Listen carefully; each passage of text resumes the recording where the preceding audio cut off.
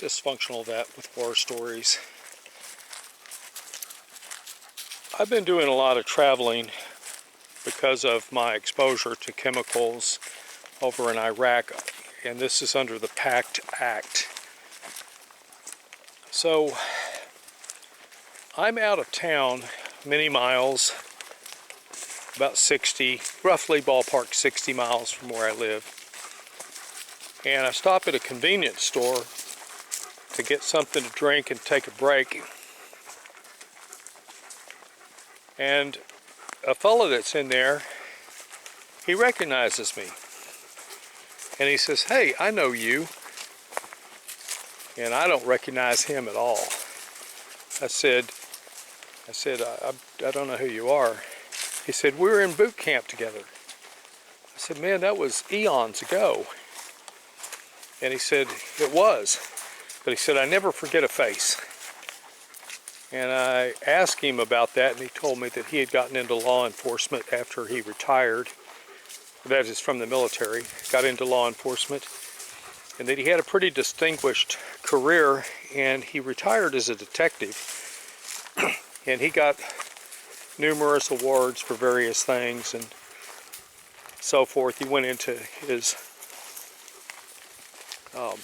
background and some of the things he had done, some of the cases he had solved, which was, I won't lie to you, is interesting. But this is about war stories. And I want to tell you about a story that he told me, and so that you understand, when I tell the story, it is his story, but so that you understand it, I'm going to tell it from a first person as he said. So if I say, "and then I ask," or "I said," or something like that, that's what he said. Because if I was to say, "Well, then he said to so-and-so," and everything, it'd become an awkward story. So here's the story. He told me that back in the mid-70s, this is going to be about 1975, 1976, somewhere in there. Maybe as late as 1977, but I'm not sure. He was working at a place, and like all military jobs, you have a job to do and you try to do it. And back in the 70s, things were pretty wild, pretty weird. Had a lot of people that were still sort of, kind of, but not exactly draftees. They'd come in under the draft. They didn't want to be there, but the money was good. They didn't want to get out because the life was easy. So anyway, he was at this location. There was a little female that was about to be discharged because she was 5 months pregnant, and in order for her to travel by air, she had to be out of there fairly quick, so they were sort of fast-pacing her getting out of the military. And she decided on a midnight watch it would be real fun to just send a message and say that they had been attacked. All right, the guys that are in there working, and I don't know how many people were in there. He said there were 7 or 8. Well, they're in there, and the little femme fatale sends the message that says they've been attacked, and everything, according to him, got real strange inside the comm center within a couple of minutes. I mean, they're all sitting there doing their job, drinking their coffee, and all of a sudden everything in the air changes. I mean, it's just, they can feel it. It's like a dense, cold fog settled in on them. There's deer out there. I can hear them, and the dogs can too. It's like a cold, dense fog settled in on them,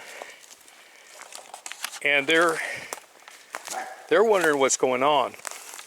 All right, I'm going to switch to first person, like this guy is telling me the story. He said that he looked over at the supervisor, and he said, "Did something just happen?" The supervisor is like, "Yes, but I don't know what it is." And after about 10 to 20 minutes, the phone rang and the supervisor answered it. And he said that he was unaware of anything going on up here being where they were working. The supervisor set the phone down and he said, something weird happened. And everybody's like, what happened? He said, I don't know. They didn't say. They just called and asked the most strange question. They said, did something happen up here? And everybody forgot about it. So he says for the next week, life went on normal. And then one day he goes to work, and the people that he's relieving are being held over. You work 8-hour shifts, by the way. And so the midnight shift should have been getting off at 7 that morning when they got there, but they were being held over. And he says that as they came in, they identified them and they segregated them into different rooms. Well, okay, now this is his story told from first person. He said, a yeoman took me into an office, and there were 3 guys behind a desk, and they presented identification, and they're in these big cards, or these big folders, and they look postcard size, picture ID, affiliation, in this case Naval Investigative Service, the FBI, and one guy who only let you see the fact that he was an actual federal agent of some kind, but not his affiliation. So he could have been anybody. But anyway, they start asking all these questions. They say, what were you doing that night? Again, first person, I'm telling you the way he said. So I responded and I said, what night? What are you talking about? And they persisted without ever telling exactly what had happened or what they were after. They just kept saying, what were you doing? What was your motivation? Why did you do it? Again, first person.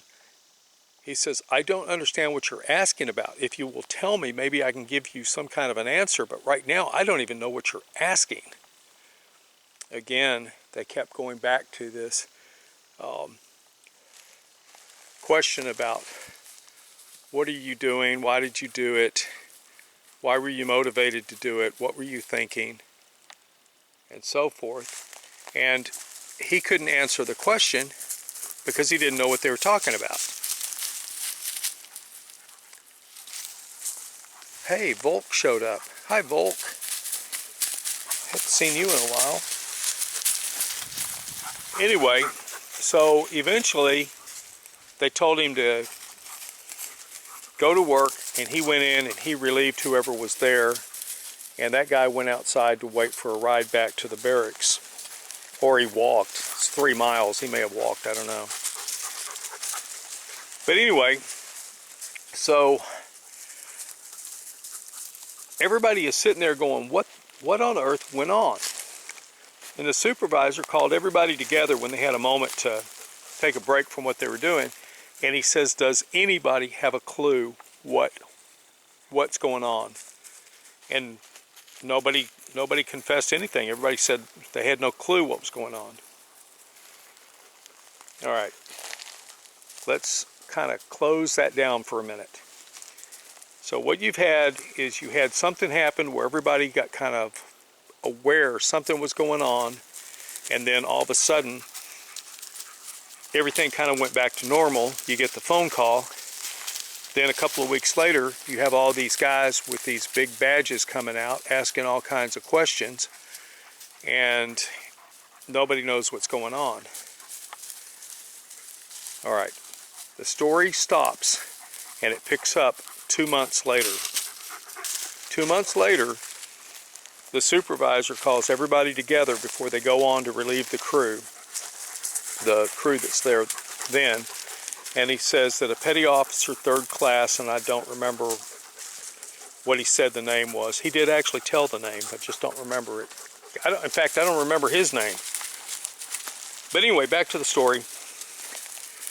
He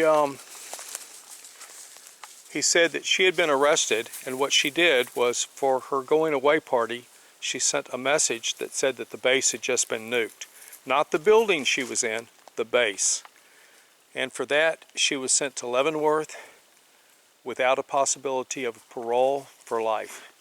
This is roughly 75 to 1977, and she had given birth, and they didn't prosecute her until she had her baby.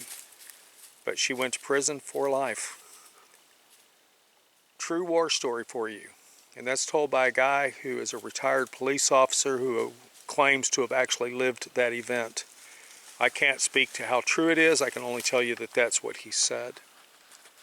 And I would tend to believe him because he had no reason to lie to me, apart from him recognizing me and actually identifying the unit that I was in when I was in boot camp. I was in Troop 292. Other than that, I wouldn't have believed I was in boot camp with him because I didn't remember him. Dysfunctional Vet with Makar out.